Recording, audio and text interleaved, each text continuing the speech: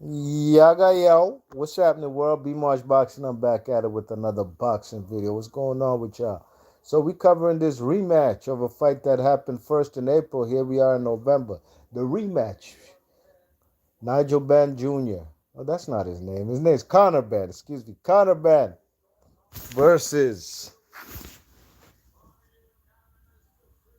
Chris Eubank Jr. You know what I'm saying? And this was a fight for oh Lord, it was highly anticipated, man. But unfortunately, man, that fella's Chris Eubank Jr. Man. I don't know if he trained or what.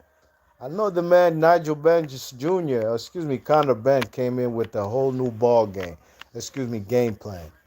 He stuck to his guns. You know what I mean? He used his jab. He went to the body early of the man Eubank. And Eubank just looked like he was gun shy, really and truly. He couldn't pull the trigger. He was actually in he was fighting to react to what the man Nigel Benn would do.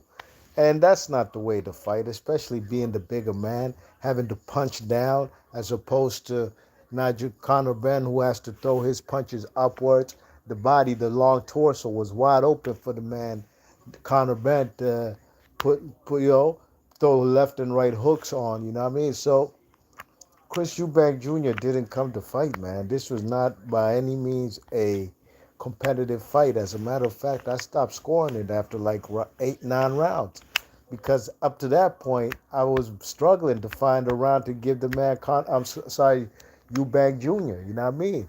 And Conor Benn was very confident, new game plan. And I gotta give it up, man. Before I continue, I gotta give it up to the UK fans. It must be nice to be from England and be a boxer from England. These two guys have never won a world champion. A world title. They've never been world champions in their life, as far as Conor Benn and Eubank Jr. are concerned. And in my opinion, they might just never be. Might never be their whole career. Now, Conor Benn being the younger fighter, he has more opportunities in the future, especially coming off this big win today to challenge for a world title, maybe win one. In this boxing game, excuse me, he might get emailed a world title. You know what I mean?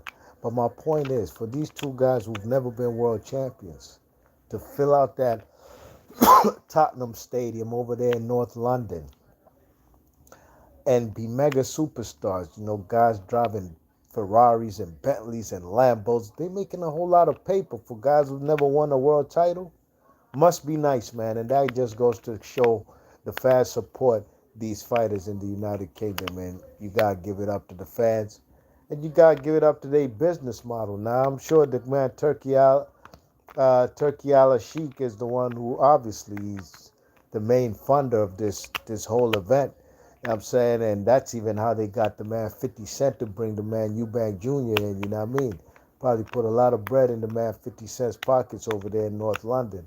But the fact is, these guys are not world class elite fighters. They're not.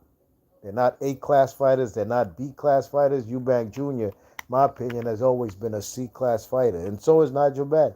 But the fact that they can garner and bring all these people in it's cold, man. It's cold over here in the DC area. It's cold over here. I could only imagine how it feel like over there in London. You know what I mean? But long story short, the man Eubank Jr. man, Conor Benn put hands on him. Quicker hand speed.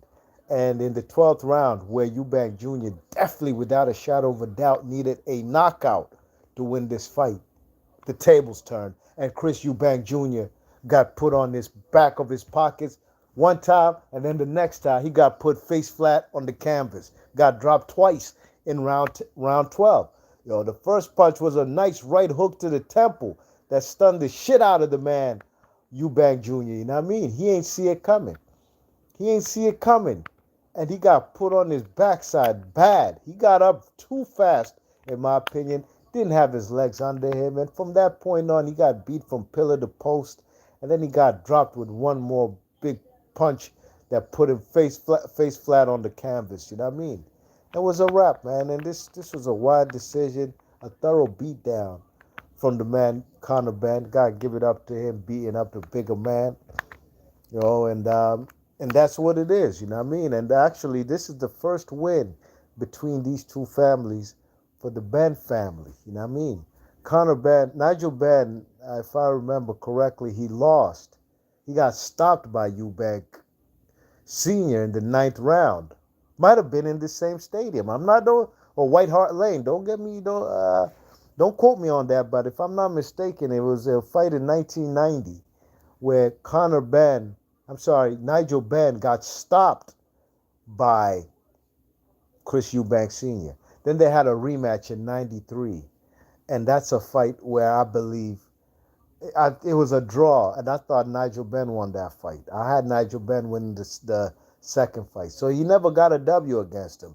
They did the fight with the Sons in April, and Nigel Benn, son Conor Benn, he lost wide, and Eubank Jr. has been riding that high from April till today, November in 2025, whatever the date is today, the 16th, and they even brought 50 Cent to the ring. Excuse me, to the ring, and it just all backfired. It didn't work out for him. He didn't train. He didn't. I don't know what he did, but he didn't come prepared for this fight, and that's why he got his ass handed to him. You know what I mean?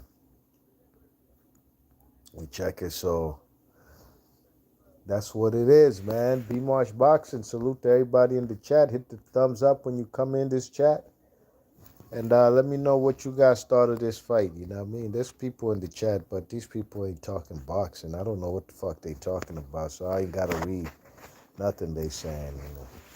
But yeah, man, big W for the Benn family. It's crazy. Back when in the 90s, I used to root for Nigel Benn way over Eubank Sr. I wasn't a fan of Eubank Sr. Tables turn, as an older man, as a man with a family and kids and things. I love Eubank Sr. He's a great man. I love that guy. I'm not so much a fan of his son. To be honest, I'm not really a fan of Conor Benn either. But I do respect the fathers, you know what I mean? I do. And I'm not saying I don't respect the sons. I'm just talking about I like world-class fighters, and maybe some fighters who might not be world-class, but somehow, some way, they'll pull out,